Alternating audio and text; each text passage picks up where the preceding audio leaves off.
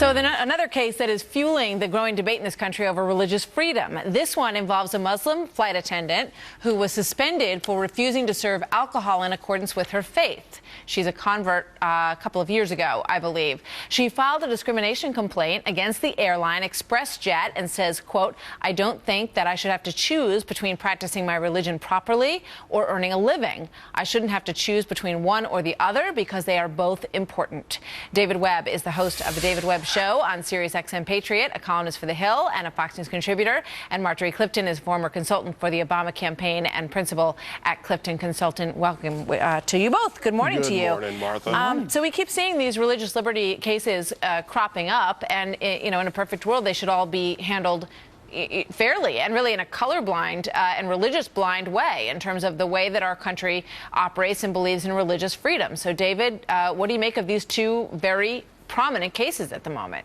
Well, first of all, Martha, let's separate Kim Davis from Cherie Stanley. One works for in this case, a public entity, the county, Rowan County. That's right. And Cherie Stanley works for a private employer. If you look at religious accommodation as defined under the EEOC, it says that the law requires an employer or covered entity to reasonably accommodate an employee's religious beliefs or practices unless doing so would cause more than minimal burden.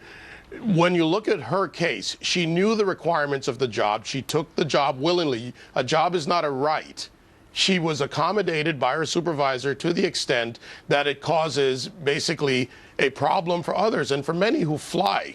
You look at this well-timed case by Council on American Islamic Relations. This is a well-timed case because it deals with the problem of having religious accommodation in flight environments where safety is the key. Small crews perform a job as you're flying. You think about how they work up and down the aisles. And if I go on a flight and ask for a drink and she says, "I can't serve you," someone now has to accommodate me, especially on a small flight. That can cause others to be taken out of their job or affect my ability to get something. I mean, it seems like her accommodation is possible.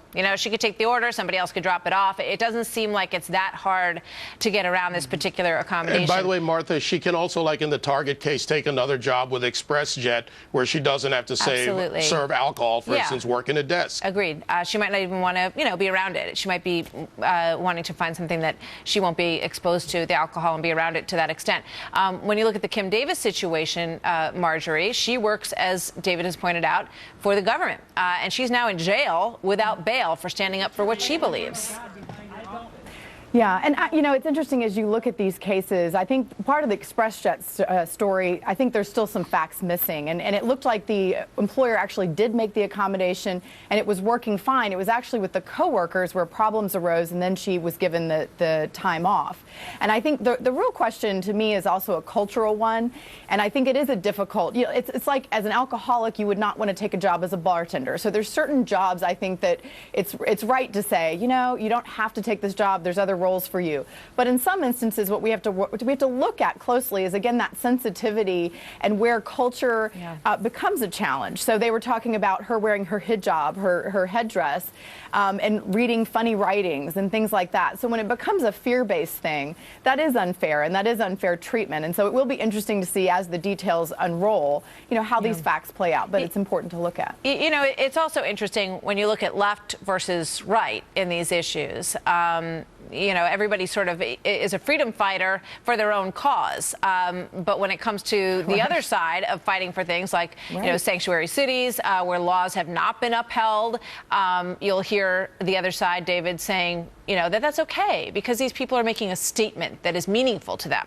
It's not okay, Martha. We are a nation of laws. We have one constitution, and then the states have their individual constitutions. The law must be applied as it exists. That is the way our society will survive. We have a mechanism in place to change those laws. David, many would say that's why Kim Davis should find another job.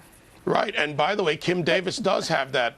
If I can finish, Marjorie. Kim Davis does have that option. She also doesn't have the right to a job. She chose to be elected to the office. She ran as a Democrat in a Democrat county, so it's not a left or right issue. She has her beliefs, which I support her right to her belief, but she also cannot violate the law as it exists. as again, whether we like it or not, it's not my Constitution, it's not your Constitution or anyone's Constitution. It's the United States Constitution and a system of laws. You can fight to change the law. Absolutely. If that's what you'd like to do. So Marjorie, just in terms of the sanctuary cities comparison, I mean, are you against those cities who do not uphold the law? No, because I think that I am, because I think it is about protection under the law. So it is not a right or left issue. I absolutely agree. It's about religious freedom, religious liberty, and again, protection under the law, which is what the Constitution and our legal system grants us. So this is not a political issue. This should be about honoring the laws of the nation. And I think, again, this is what in both cases, those employees are trying to ask for and ask to be upheld. Well, they received it, Marjorie, in all fairness. There was fair accommodation, but her accommodation should not inconvenience other employees, which is a part of, if you look at the guidelines around the EEOC, reasonable accommodation. Thanks, you guys. Great to see you both. Yeah. Got to leave it there. Thanks, Marjorie. All right.